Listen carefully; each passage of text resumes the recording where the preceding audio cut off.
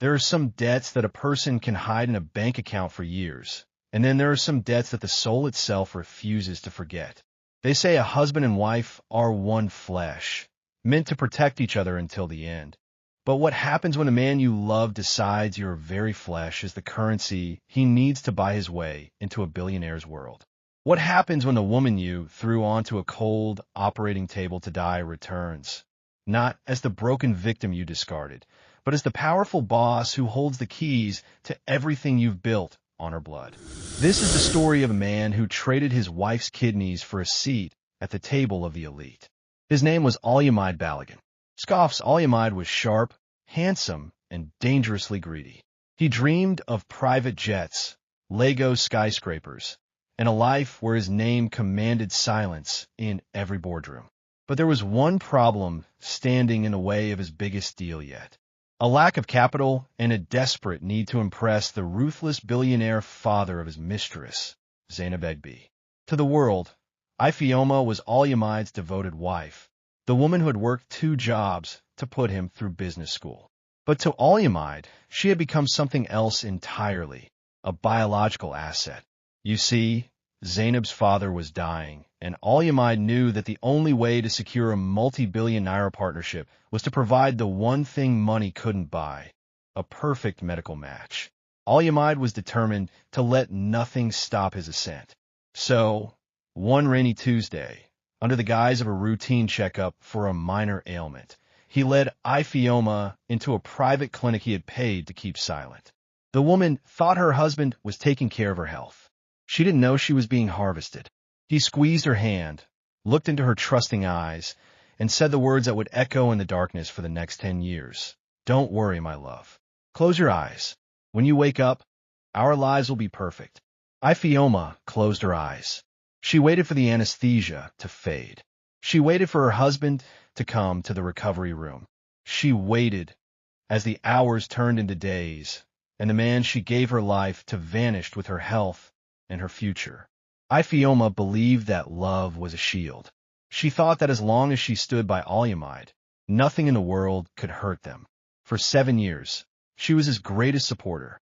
When he had no money, she worked 2 jobs, wearing out her shoes on the hot pavement of Lagos just to pay his tuition. She cooked his favorite meals, washed his clothes until her hands were rough, and cheered the loudest when he finally started his own small business. To Ifeoma, they were a team. She didn't need designer bags or gold jewelry. She only needed the smile on her husband's face. But Alyamid's smile began to change. It wasn't the warm SM6 of a thankful husband anymore. It became sharp and hungry. He started coming home late, smelling of expensive perfume that didn't belong to Ifeoma. He talked less about their future and more about the big deal that would change everything. He spent all his time on the phone with a woman named Zainab Egbi. When Ifeoma asked about her, Alyamid would just snap at her. He told her she didn't understand the world of high finance. He made her feel small, like a dusty sandal in a room full of polished leather. Then, the emergency started. One evening, Alyamid came home looking pale and terrified. He grabbed Ifeoma's hands, and for the first time in months, he looked directly into her eyes. "Ifeoma," the doctor called. He whispered, his voice shaking. "Your last checkup? They found something terrible. A growth. A silent killer." Ifeoma felt her heart drop. She felt perfectly fine, but she trusted Alyamid more than she trusted her own body. "What do we do?" she asked, her eyes filling with tears. Alyamid pulled her close, but he wasn't hugging her to comfort her. He was hugging her to hide his own face. "I found a private clinic," he said quickly. "A very exclusive place. They can fix this, but we have to go now. Tonight. If we wait, it might be too late." He didn't give her time to think or call her mother. He packed a small bag for her, acting like a worried, frantic husband. He drove her through the rain, his knuckles white on the steering wheel. When they arrived at the quiet, expensive-looking clinic, a doctor was already waiting. Ifeoma felt a strange chill in the hallway. The air smelled too much like chemicals. But then Alyamid leaned down and kissed her forehead. "Do this for me," he whispered. "I can't lose you. Sign these papers so they can save your life." Ifeoma took the pen with a shaking hand. She didn't read the long pages of medical jargon. Why would she? Her husband was standing right there. She signed her name at the bottom of every page, believing she was signing for a cure. She didn't know she was actually signing away her body. She didn't know that in the next room, Zainab's father was waiting for the very organ Alyamide was about to sell. As the nurses wheeled her toward the bright lights of the operating room, Ifeoma looked back at Alyamide. He gave her a small wave and a thin, cold smile. It was the last time she would ever see him as a husband. "I'll be right here when you wake up," he lied. Then, the darkness of the anesthesia took her, and the betrayal began. The world came back to Ifeoma in waves of cold, sharp pain. When she finally opened her eyes, the bright lights of the ceiling felt like needles. Her body felt heavy, as if someone had replaced her bones with lead. She tried to sit up, but a scream caught in her throat.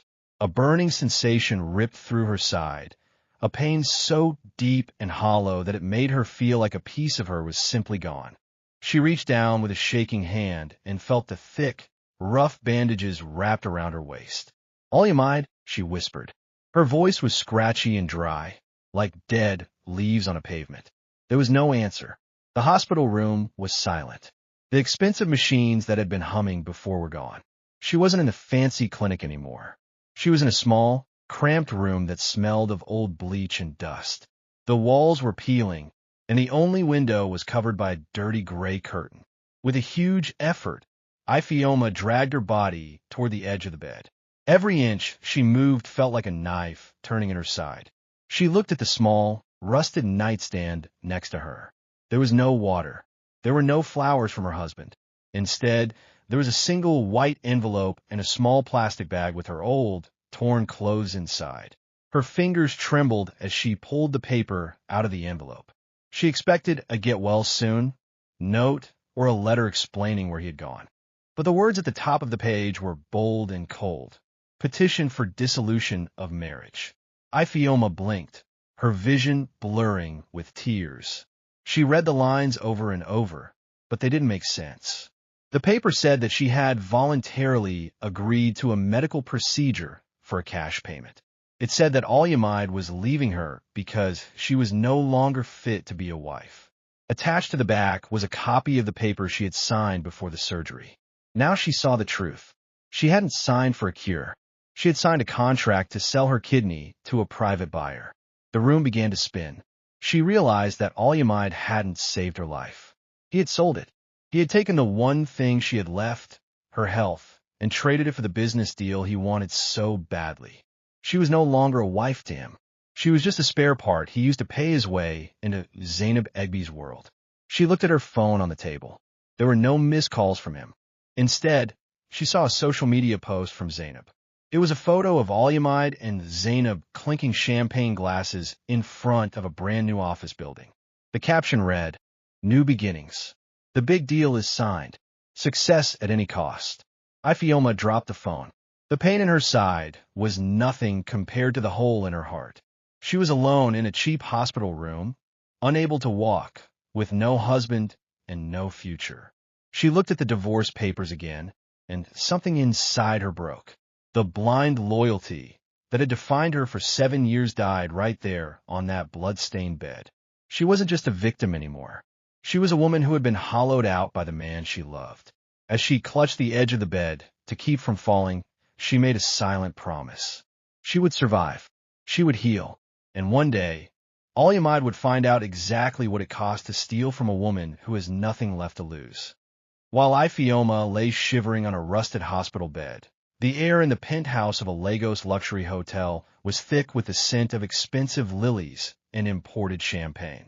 Alyamide Balogun stood by the floor-to-ceiling window, looking down at the city lights like a king who had finally conquered a kingdom.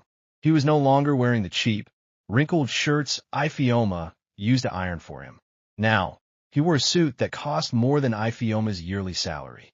In his hand, he held a golden pen.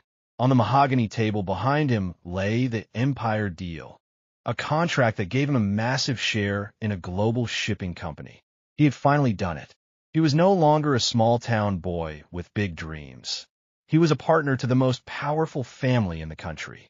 Zainab Egby walked over to him, her silk emerald dress rustling against the marble floor. She leaned against his shoulder, her eyes shining with greed. "My father is already awake," she whispered, a sharp smile crossing her face. "The doctors say the transplant was a perfect success. He feels like a new man, Alyamide. And because of that, this company is now yours to run." Alyamide took a long sip of his drink. He didn't want to think about the quiet woman he had left in that dirty clinic. He didn't want to remember the way her hand had shook when she signed the papers, or the way she had looked at him with so much love right before the anesthesia took her. To him, those memories were like old trash that needed to be thrown away. She was always meant for something bigger, Alyamide said, his voice cold and flat. "She just didn't know that her purpose was to be the bridge for my success. It's better this way, Zainab. She gets a small payout in a bank account she can't even find, and I get the life I deserve." Zainab laughed, a sound like breaking glass. "You're a cold man, Alyamide. That's why I like you. Most men would have felt guilty, but you saw an opportunity and you took it. My father is happy, the deal is signed, and that woman is out of our lives forever. She's probably halfway back to her village by now, crying over her broken heart." They clinked their glasses together, the sound echoing through the empty, cold room. They talked about the cars they would buy, the mansions they would build, and the people they would step on to stay at the top. They were like two scavengers, picking apart the life of a woman who had given them everything, laughing as they grew rich off her pain. Alyamide looked at his reflection in the glass. He saw a powerful businessman, a man who had made it. He didn't see a thief. He didn't see a monster. He truly believed that the world belonged to the strong, and that Ifeoma was simply too weak to keep up. He turned his back on the city and pulled Zainab into a dance, celebrating a victory built on a betrayal so deep it reached the bone. He thought he had won. He thought the story was over. He had no idea that 10 years from now, the woman he had treated like a spare part would return to take back every single thing he had stolen. The pain did not leave Ifeoma quickly. It stayed with her for months, a constant, throbbing reminder of the man who had traded her life for a signature. She was forced to move to a tiny, damp room on the outskirts of the city where the rent was cheap and no one knew her name. Every morning was a battle. Just walking to the sink to get a glass of water felt like climbing a mountain. She was weak, her skin was pale, and her eyes had lost the light that used to shine whenever she spoke of her husband. She spent her days staring at the gray walls, wondering why she was still alive. She had no money, no health, and no family left to turn to. She felt like a ghost haunting her own life. But one rainy afternoon, while she was sitting on a park bench trying to catch her breath, an elderly woman sat down beside her. The woman's name was Mrs. Adebayo. She was a retired lawyer who had spent her life fighting for people who had been stepped on by the rich. Mrs. Adebayo looked at Ifeoma's hollow face and saw the truth immediately. "You have the look of someone who has been hollowed out," the old woman said softly. Ifeoma broke down and told her everything. The emergency, the surgery, the cold divorce papers, and the stolen kidneys. She expected the woman to pity her, but Mrs. Adebayo did something different. She got angry. "They think you are a scrap of paper they can throw away," Mrs. Adebayo said, her voice like iron. "But paper can catch fire. If you stay here crying, Alyamide wins. If you want to hurt him, you must become someone he can never touch again." Under Mrs. Adebayo's wing, Ifeoma's recovery began to change. It was no longer just about healing her body. It was about building a weapon. The old woman gave her books on business, finance, and law. She taught Ifeoma how the rich hide their money and how they lose it. As Ifeoma's strength returned, her heart turned to stone. She stopped crying. She stopped looking for Alyamide's name online. She made a difficult choice. To the world, Ifeoma Balogun had to die. She sold the last of her small belongings and changed her name. She cut her hair, changed the way she walked, and buried her past deep in the ground. She told Mrs. Adebayo that she would not rest until she was sitting in a chair so high that she could look down on Alyamide and watch him beg. "I'm not a wife anymore," Ifeoma whispered to the rain one night. "I'm the debt that he forgot to pay." She disappeared from the dusty streets of her old life. She moved to a different city, working 3 jobs while studying until her eyes burned. She lived in the shadows, eating little and saving every kobo. She was no longer a victim waiting for a husband to come home. She was a hunter, and she was willing to wait 10 years if that was what it took to see Olyamide lose everything. The woman who loved Olyamide was gone. In her place, a cold, brilliant, and dangerous powerhouse was being born. 10 years is a long time for a wound to turn into a scar, and for a scar to turn into armor. In the glittering world of international business, nobody knew the name Ifeoma Balogun. That woman had died in a dusty clinic a decade ago. In her place stood a woman known only as Director Ife. She lived in a high-rise apartment in a different country, where the air was cold and the buildings were made of glass and steel. She no longer wore the colorful, soft fabrics of a village wife. Her new skin was made of expensive black wool and silk power suits. Her rise through the ranks of an offshore investment firm was like a silent explosion. While other people went out to party or sleep, Ife stayed in her office until the sun came up. She studied numbers until they spoke to her like a secret language. She learned how to find the cracks in a company's foundation. She learned how to buy a man's dream and sell it for parts before he even knew he was in trouble. People started calling her the Iron Lady because she never smiled, never complained, and never showed mercy in a deal. But Ife wasn't working for the money. She didn't care about the fast cars or the gold watches. Every dollar she earned was a stone she was adding to a wall. Every promotion was a step closer to the height she needed to reach, so she could look across the ocean and find Olyamide. She had kept a private file on her desk for 10 years. Inside were news clippings of Olyamide's rising empire and photos of him and Zainab at expensive galas. She watched them get fatter and prouder on the wealth they had built from her body. She spent her nights training her mind to be as sharp as the scalpel that had cut her. She learned how to hide her emotions so deeply that even she couldn't feel them anymore. When she looked in the mirror, she didn't see the girl who had cried for a husband's love.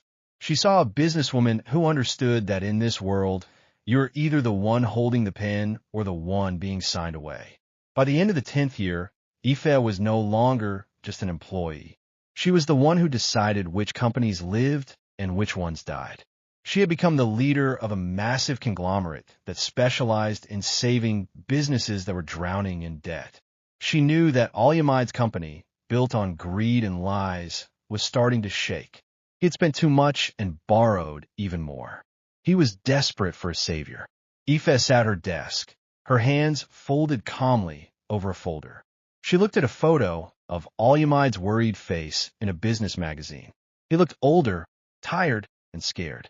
He was looking for a miracle, and she was finally ready to give him one, but it wouldn't be the kind he was praying for. She picked up her phone and called her assistant. "Schedule the meeting with the Balogun Group," she said, her voice as smooth as ice. "Tell them their new boss is ready to see them." The blade was finally finished. It was sharp, it was cold, and it was time to strike. Success built on a stolen foundation is like a house built on shifting sand. For 9 years, Olyamide Balogun had lived like a king, but in the 10th year, the sand began to move. The empire deal that had made him rich was starting to rot. Olyamide had become too greedy, taking out massive loans to buy private jets and gold-plated furniture instead of paying his workers or fixing his ships. He thought the money would never end, but the world of business is cold. A global crisis hit, and suddenly, the phone calls that used to bring good news were only bringing threats from the bank. In their massive mansion, the silence was louder than any argument. Olyamide sat in his dark home office, surrounded by empty bottles of expensive wine. His hair was turning gray at the edges, and his eyes were bloodshot from lack of sleep. He stared at the red numbers on his computer screen.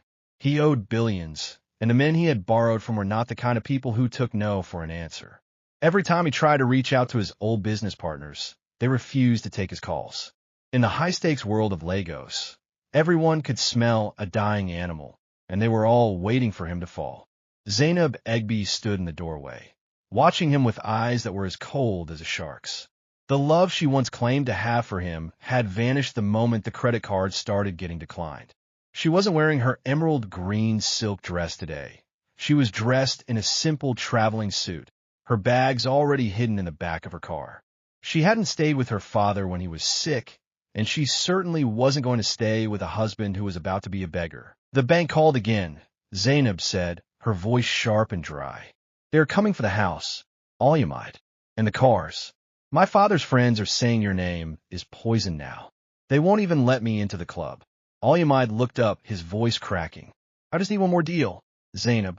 One big merger with Apex Holdings. If they sign, the debt goes away. We can go back to how it was. Zainab let out a short, mean laugh. Apex Holdings is run by a ghost, Alyamide. Nobody sees the CEO. Why would a powerful group like that want to save a sinking ship like yours? She turned away, already checking her phone to see which of Alyamide's rivals might be willing to take her in. She was looking for an exit, a way to jump off before the fire consumed him. She didn't care that he had sold his wife's health to give her this life. To her, Alyamide was just a tool that had finally broken. Alyamide put his head in his hands. He felt a strange, sharp pain in his own side. Not a physical wound, but the stinging ghost of a memory. He thought of Ifioma for the first time in years. He wondered where she was buried, or if she was begging on some street corner. He pushed the thought away, terrified of the darkness closing in. He didn't know that the ghost, running Apex Holdings, was already watching him through a security camera, counting down the minutes until he walked into her trap. The empire was cracking, and the woman who had provided the bricks was ready to watch it crumble. The morning air in the city felt heavy, like a storm was about to break. Alyamide Balagan stood in front of the mirror, trying to fix his tie with hands that would not stop shaking. He looked at his own reflection and barely recognized the man staring back. His expensive suit hung loosely on his shoulders because he had stopped eating. His skin was dull, and the shadows under his eyes told the story of a man who hadn't slept in weeks. He was no longer the confident king of the boardroom. He was a beggar in a silk tie. This has to work, he whispered to the empty room. It has to. Beside him, Zainab was checking her reflection too. She was wearing her emerald green dress, but she wasn't smiling. She didn't look at Alyamide with love or even pity. She looked at him like he was a sinking boat she was trapped on. She had already moved her personal money to a hidden account, and her passport was in her purse. This meeting with Apex Holdings was their last chance.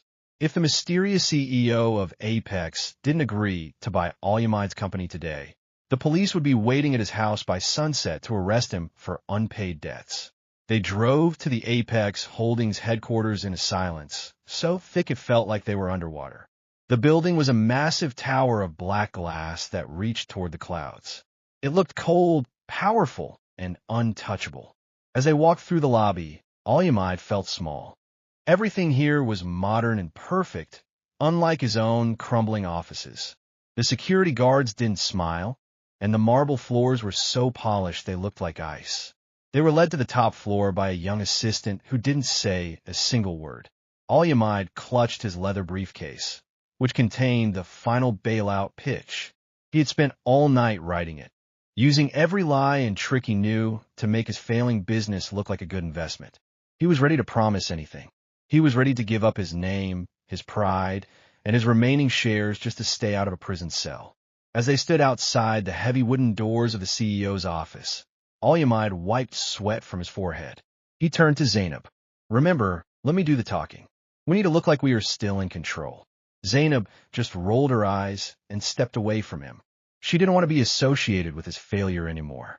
She was already looking at the expensive paintings on the walls, wondering if she could charm the new boss into giving her a job. The doors opened with a soft click. The office inside was vast and quiet. A large executive desk sat in front of a floor-to-ceiling window where the orange light of the setting sun was pouring in. A woman was sitting in the high-backed leather chair, her back turned to them. She was looking out at the city, her dark hair pulled into a perfect, tight bun. "Thank you for seeing us, Director," Alyamide said, his voice cracking with desperation. He stepped forward, his heart hammering against his ribs. "The Balagan Group is honored to be here. We believe a merger would be very profitable for both of us." The chair began to rotate slowly. Alyamide held his breath, ready to put on his best fake smile. He expected to see an older man or a stranger from a foreign country. He did not expect to see a ghost. As the chair stopped, the woman leaned forward into the light. She was wearing a sharp black suit and a gold necklace that caught the sun. She didn't say a word. She just looked at him with eyes that were as cold as a scalpel. Olyamide's briefcase slipped from his hand and hit the floor with a loud thud. The world seemed to stop spinning. He forgot how to breathe. He looked at her face, and for the first time in 10 years, he remembered the sound of a woman crying in a hospital bed. The heavy wooden doors of the office closed with a soft, final thud, locking Olyamide and Zainab inside the quiet room. The air was cool and smelled of expensive leather, a sharp contrast to the humid Lagos heat they had just left behind. Olyamide's heart was hammering against his ribs like a trapped bird. He clutched his briefcase so hard his knuckles turned white. He was ready to beg. He was ready to cry. He just needed this merger to happen so he could keep his freedom. Standing by the massive executive desk, the woman in the high-backed chair slowly rotated to face them. The orange light of the setting sun poured through the floor-to-ceiling window, hitting Olyamide directly in the eyes. He squinted, trying to see the face of the person who held his life in her hands. As the chair stopped, the woman leaned forward. Her posture was rigid and full of power. She was wearing a sharp, black power suit that looked like it was made for a queen. Her hair was pulled back into a perfect bun, and her gold necklace caught the fading light, sparking like a fire. But it wasn't the clothes or the jewelry that made Olyamide stop breathing. It was her face. His jaw dropped, and he stumbled back a step. His briefcase slipped from his fingers and hit the marble floor with a loud bang, spilling his final bailout, papers everywhere. But he didn't even notice. He looked at her eyes, the same deep, curious eyes he had lied to 10 years ago. He looked at the curve of her jaw, the same face he had kissed goodbye before leaving her to be carved open for money. "Ifioma," he gasped. His voice was a broken whisper, thin and shaking. "No, that's not possible. You're supposed to be what, Olyamide?" The woman's voice was as smooth as silk and as cold as a grave. She didn't shout. She didn't look angry. She looked at him with a lethal indifference, like he was a tiny insect she was about to step on. Supposed to be dead? Supposed to be begging for scraps in the village? Zainab, standing in the background in her emerald green dress, let out a small, terrified gasp. She clutched her purse to her chest, her eyes darting between the powerful woman behind the desk and the trembling man beside her. She recognized the face, too. It was the face from the old photos, the woman they had joked about while drinking champagne in their penthouse. But the woman in front of them wasn't a victim. She was a powerhouse. Ifioma, now director Ife, slowly placed her hands on the desk and leaned forward. She looked down at Olyamide, who was now physically shaking, looking smaller and more unraveled than he ever had in his life. The silence in the room was heavy and suffocating. "You came here to ask for a deal," Ifioma said, her eyes never leaving his. She tapped a confidential folder sitting on her desk. "You came to ask me to save your empire. The same empire you built with the money you got from selling my body." Olyamide couldn't speak. He felt like the room was spinning. He looked at the sunset window and realized that for him, the sun was finally going down. The new boss wasn't a stranger. She was the ghost of his greatest sin, and she was finally ready to collect her debt. The ticking of the clock on the wall sounded like a heartbeat in the silent room. Olyamide stood frozen, his eyes glued to the black confidential folder sitting on the desk. He felt a cold sweat breaking out across his forehead. He wanted to run, but his legs felt like they were made of stone. Beside him, Zainab was already backing toward the door, her eyes darting around the room for an exit. "You came here for a merger, Olyamide," Ifioma said, her voice cutting through the air like a cold wind. "You came here to ask me to save your name. But you forgot that a name is built on a foundation. And yours? Yours was built on my blood." With a slow, calm movement, Ifioma opened the folder. She didn't throw the papers. She placed them down one by one, smoothing them out with her fingers. Olyamide leaned forward, his eyes widening as he recognized the messy handwriting on the bottom of the pages. They were the original medical records from 10 years ago, the ones he thought he had paid to have burned. There were the photos of the surgery, the signatures from the illegal buyer, and the bank receipts showing exactly how much money he had received for Ifeoma's kidney. I didn't just spend 10 years learning how to run a company, Ifeoma whispered, leaning closer. I spent 10 years finding the people you paid to stay quiet. I bought their loyalty. I bought their secrets. And this morning, I bought your debt. Olyamide's face went pale. Ifeoma, please, he begged, his voice cracking. I can explain. I did it for us. I wanted us to have a better life. I was going to come back for you. Ifeoma let out a short, cold laugh that didn't reach her eyes. You didn't come back for a wife, Olyamide. You came back for a business deal. And today, the deal is closed. She picked up a heavy silver pen and signed a document at the bottom of the pile. As of 5 minutes ago, Apex Holdings has finished buying all your loans. I own your house. I own your cars. I own the very chair you sit in at your office.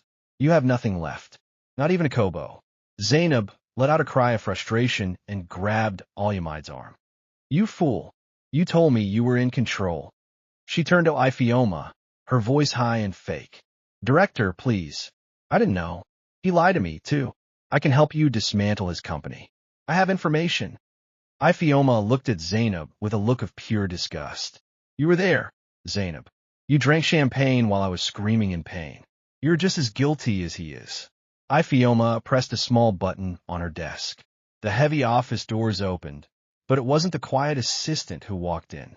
2 police officers in dark uniforms stepped into the room, followed by a man in a sharp suit holding a pair of handcuffs. Olyamide Balagan and Zainab Egbi, the officer said, his voice loud and official.